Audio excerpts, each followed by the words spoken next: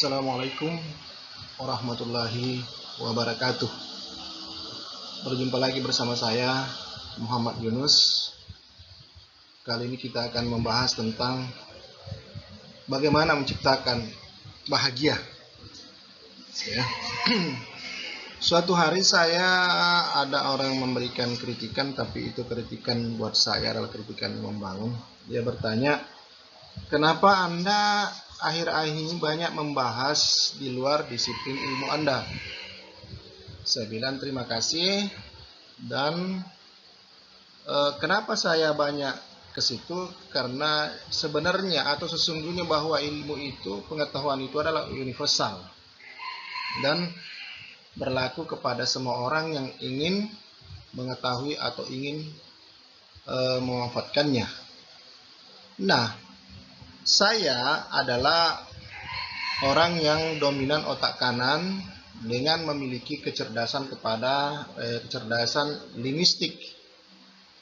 Dan karena itu saya suka selalu menggunakan atau mencari sesuatu dengan pertanyaan 5W plus 1H.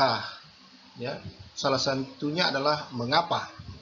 Nah, kita lihat di gambar ini, mungkin Anda dan pasti saya dan mungkin orang lain kalau bertemu biasanya selalu berpelukan, khususnya yang sejenis ya, laki-laki dan sama laki-laki, perempuan dengan sama perempuan, dan selalu menepuk bahu. Pertanyaan saya, kenapa kok orang selalu menepuk bahu? Nah, dari situlah timbul pertanyaan saya, ada apa dengan menepuk bahu? Selanjutnya, baik kita lihat pada gambar berikutnya, ketika ada orang bersedih atau berduka ataupun gagal, ada seseorang yang selalu memegang bahunya ataupun mengelus bahunya. Ya, apakah dia berduka misalnya, ataukah dia gagal mencapai sesuatu, ataukah putus cinta, ataukah apa yang lainnya. Kita selalu menepuk ataupun mengelus bahunya teman kita ataupun orang lain begitu dengan ucapan sabar, ya, ataupun lainnya. Selain itu, kalau sejenis misalnya atau saudara, selalu diberikan pelukan. Sehingga bertanya, ada apakah sebenarnya di situ? Sehingga kadang orang yang kita berikan pelukan itu atau tepukan bahu itu ataupun yang lainnya itu, dia bangkit kembali atau merasa senang gitu. Sebuah contoh, misalnya ada contoh gambar nyata ya, di berikutnya ini adalah salah satu gambar nyata dari seorang artis yang awalnya pernah mengalami kegagalan. Datanglah temannya memberikan tepukan ataupun mengelus bagian belakangnya. Karena itulah saya mencari apa sebenarnya yang terjadi apabila kita mengelus bahu belakang ataupun lainnya secara ilmiah. Ternyata saya telah menemukan, dan ini mungkin bermanfaat buat saya, buat pemirsa atau penonton ataupun yang lainnya bisa diteruskan ya. Baik. Ternyata adalah hormon bahagia. Ya, kalau kita lihat gambar sebelah kanan, sebenarnya hormon bahagia itu ada 4 ya. Pertama, serotonin. Yang kedua, dopamin. Yang ketiga, endorfin. Dan yang keempat adalah hormon oksitosin.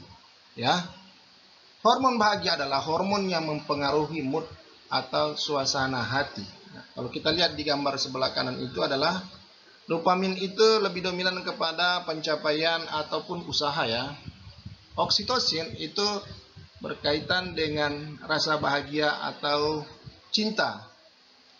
Endorfin itu muncul lebih dominan kepada kesenangan, dan serotonin itu lebih dominan kepada hormon bahagia, kepada kesenangan. Baik, Hormon oksitosin dihasilkan bagian hipotalamus pada otak dan dikeluarkan melalui kelenjar pituitari. Bagaimana cara kerjanya? Itu bagian nanti pada bidang ahli kesehatan. Janganlah saya membahas itu karena nanti dibilang mengambil jatahnya orang. Oke. Hormon oksitosin, saya jelaskan di sini, adalah sering disebut sebagai hormon cinta karena berkaitan dengan perasaan cinta, kasih sayang, emosi yang baik, dan keterikatan antara manusia, seperti kedekatan sosial, sifat keibuan, dan orgasme, ya, serta rasa empati. Nah, selanjutnya di layar bahwa produksi hormon oksitosin itu secara natural, hormon ini akan bereaksi ketika ada sentuhan fisik. Ternyata ini jawabannya. Apabila ada sentuhan fisik, bisa dengan mengusap kepala. Ini yang biasa dilakukan ibu kepada anaknya, bapak kepada anaknya, atau kakak kepada adiknya, ya. Atau guru kepada siswanya yang mereka itu tadi mengalami kesedihan. Kemudian mengelus punggung. Nah, inilah jawaban tadi yang di gambar pertama dan gambar-gambar berikutnya, bahwa ketika kita berpelukan biasa kita mengelus punggung atau menepuk punggung.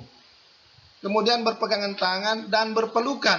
Nah, inilah rupanya bahwa ketika kita melakukan hal itu, ternyata itu adalah memproduksi hormon oksitosin. Ketika hormon oksitosin itu produksi, maka orang yang disentuh itu, ya, atau yang diusap kepalanya itu, atau yang dipeluk itu akan terbangkit hormonnya dan dia akan merasa enak perasaannya, atau merasa dia terhibur, ataupun dia akan bangkit emosinya kembali mendekati semula. Nah, inilah sebuah resiko bahwa kenapa orang yang sedang bersedih atau sedang patah hati ataupun lagi sedang duka lara itu tidak boleh dibiarkan. Karena apabila dibiarkan, tidak ada yang menyentuh hal-hal seperti itu dia bisa akan depresi, tingkat stres yang tinggi. Bahkan di beberapa negara mungkin inilah penyebabnya banyak terjadi di negara-negara seperti Korea Selatan, Jepang, itu banyak terjadi bunuh diri karena mereka tidak ada yang memperhatikan atau tidak ada yang menyentuh itu, seperti itu. Ya. Kemudian hormon oksitosin membantu proses persalinan. Inilah proses menyusui serta penguatan ikatan batin antara ibu dan anak. Ternyata hormon inilah sehingga anak tidak bisa lupa ataupun dengan ibunya, terserah seperti apa bahasanya, jelas dia memiliki ikatan batin kepada ibunya.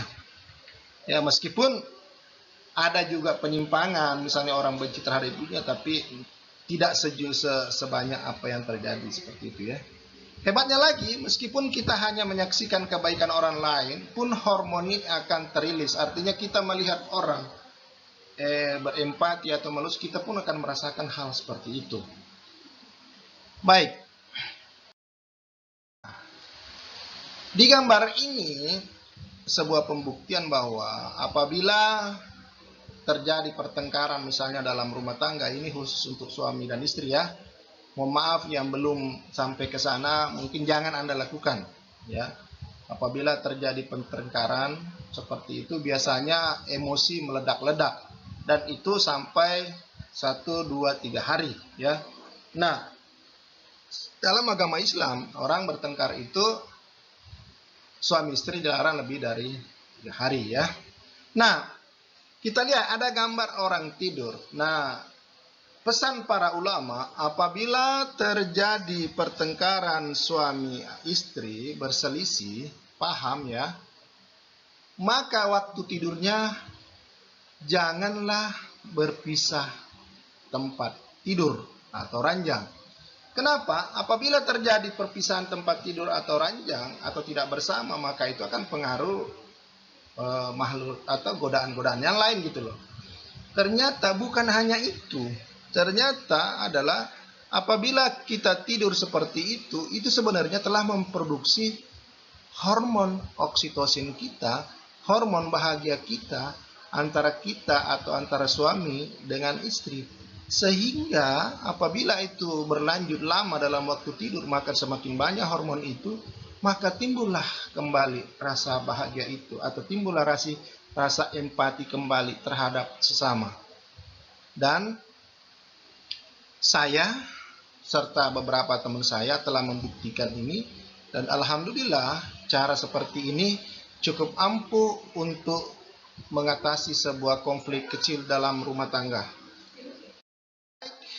Dengan demikian, saudara-saudara pemirsa, perlu saya sampaikan bahwa kita lahir dengan cinta, kita besar dengan cinta, kita hidup dengan cinta, kita mati pun dengan cinta kepada Allah Subhanahu wa Ta'ala. Maka dari itu, marilah kita ciptakan cinta. Wassalamualaikum warahmatullahi wabarakatuh.